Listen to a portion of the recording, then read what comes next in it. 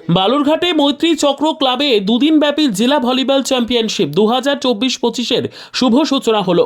বালুরঘাটে আজ প্রথম দিনেই জমে উঠল মৈত্রী চক্র ক্লাবের ব্যবস্থাপনায় দক্ষিণ দিনাজপুর জেলা ক্রীড়া সংস্থার পরিচালনায় দুদিনব্যাপী পুরুষ ও মহিলা বিভাগে দিবারাত্রি দক্ষিণ দিনাজপুর জেলা ভলিবল চ্যাম্পিয়নশিপ 2024-25।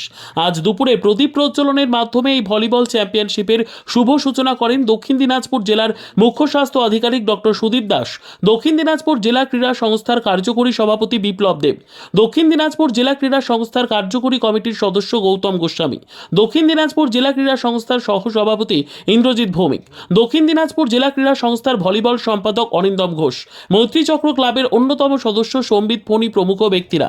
উল্লেখ্য, 4 জন জাতীয় স্তরের খেলোয়াড় বিভিন্ন দল থেকে এই চ্যাম্পিয়নশিপে খেলছে। বালুরঘাটের মৈত্রী চক্র ক্লাব প্রাঙ্গণের পাশাপাশি কবিতীর্থ ক্লাব প্রাঙ্গণে অনুষ্ঠিত এই জেলা ভলিবল চ্যাম্পিয়নশিপে জেলার 14টি পুরুষ দল ও 7টি মহিলা দল অংশগ্রহণ করেছে। পুরুষদের উদ্বোধনী খেলায় দক্ষিণ দিনাজপুর জেলা ক্রীড়া সংস্থার এ দল এবং অভিযাত্রী ক্লাব পরস্পরের বিরুদ্ধে অংশগ্রহণ করেছে। এই চ্যাম্পিয়নশিপে পুরুষ ও মহিলা মিলে মোট 315 জন খেলোয়াড় অংশগ্রহণ করেছে। মোট 35টি ম্যাচ এই চ্যাম্পিয়নশিপে অনুষ্ঠিত হবে, এমনটাই জানিয়েছেন মৈত্রী চক্র ক্লাবের সাংস্কৃতিক সম্পাদক শুভ্রাংশু দাস। ভলিবল একটা অসাধারণ হচ্ছে খেলা, আমরা জানি এটা, এবং খুবই প্রাণবন্ত একটা হচ্ছে খেলা। তো ভলিবলের একটা পুরনো ঐতিহ্য আছে আমাদের জেলা তথা বালুরঘাটে। আর বিশেষত আমি এখন মৈত্রী চক্র ক্লাব প্রাঙ্গণে বসে আছি। তো মৈত্রী চক্রেরও একটা সুদীর্ঘ ইতিহাস আছে, বিশেষ করে ভলিবলের ক্ষেত্রে।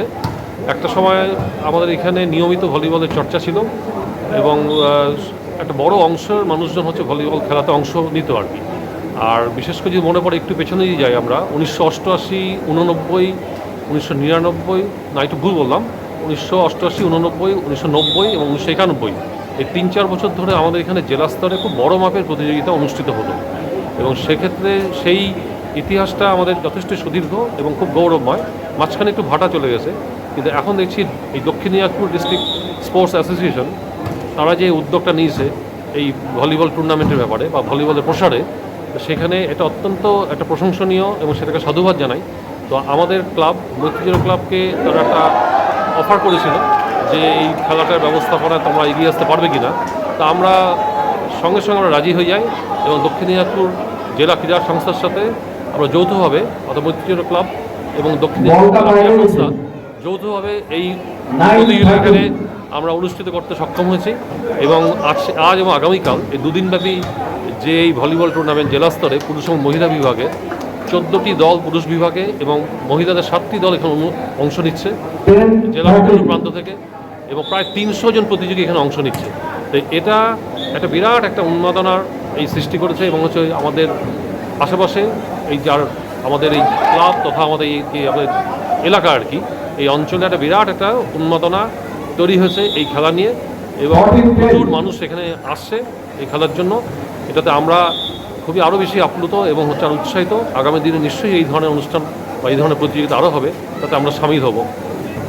এটাই হচ্ছে আমাদের বিশেষ করে জেলা ক্রীড়া সংস্থার কাছে আমরা খুব কৃতজ্ঞ এবং এটাই আমরা হচ্ছে আমাদের কাছে যেটা অত্যন্ত প্রশংসনীয় দিক এই খেলাটাকে এখানে অনুষ্ঠিত করতে পেরে। আপনার নাম এবং কি দায়িত্বে আছে?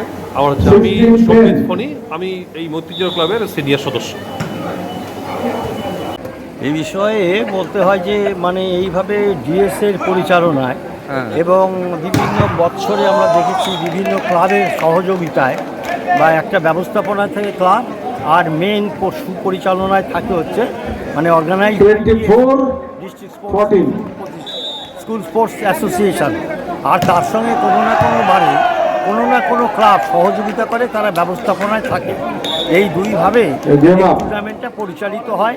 প্রথমে লিগ পর্যায়ে হয়, তার পরবর্তীতে ওরা নকআউট পর্যায়ে ফাইনাল খেলা হয়। উভয় টিম বয়েজ অ্যান্ড গার্লস বা মেন অ্যান্ড ওমেন এই গ্রুপ নিয়ে জেলার যত টিম আছে সবাইকে আহ্বান করা হয়।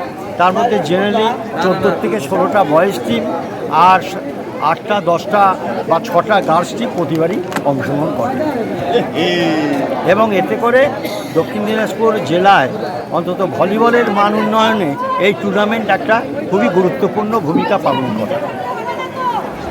বলগুলো আপনার নাম এবং আপনি কি দায়িত্বে আছেন? হ্যাঁ? আপনার নাম এবং আপনি কি দায়িত্বে আমার নাম নীলকুমার সরকার। অফিসিয়াল লোকগুলো এখানে একটু দিয়ে দেবেন, টুর্নামেন্ট যখন পরিচালিত হয় তার আগে একটা মিটিং হয়, সেই সভায় নামটা লিখে রাখতে হবে, আমরা সিদ্ধান্তগুলো নিই। তার মধ্যে আমরা এই না আবার লিখে দিতে হবে। যে প্রতিযোগিতাটা দেখি, এখানে দেখি। টুর্নামেন্ট, নকআউট টুর্নামেন্ট যেটা পরিচালিত হয়, সেখানে আমরা একটা টিম বা একটা কমিটি, সাব কমিটি গঠন করা হয়, যেটা হচ্ছে টেকনিক্যাল অ্যান্ড অর্গানাইজিং একটা সাব কমিটি গঠন করা হয়।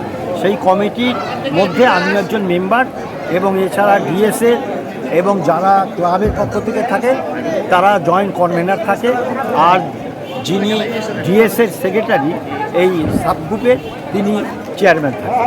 এইভাবে একটা মানে আপনার সাব কমিটি গঠন করে। সেই সাব কমিটির বেশিরভাগ দায়িত্বটা পেপার ওয়ার্ক থেকে আরম্ভ করে আমার কিছু সহযোগিতা করার জন্য একটা গ্রুপ করে দেওয়া হয়। আমরা এই খেলাটা সুষ্ঠুভাবে পরিচালনার জন্য কোর্ট কাটা, নেট টাঙানো, অফিসিয়ালকে আমন্ত্রণ জানানো এবং স্পোর্টসিট ফিক্সার তৈরি করা, এই কাজগুলো আমরা করি। আমাকে অনেকে সহযোগিতা করে, আমাকে মূল দায়িত্বে রাখে। এইভাবে আমি আর সবাইকে নিয়ে কাজটা পরিচালিত করি, এবং ডিএসএ এবং যে ক্লাব দায়িত্ব পায় তারা আমাদেরকে সহযোগিতা করে।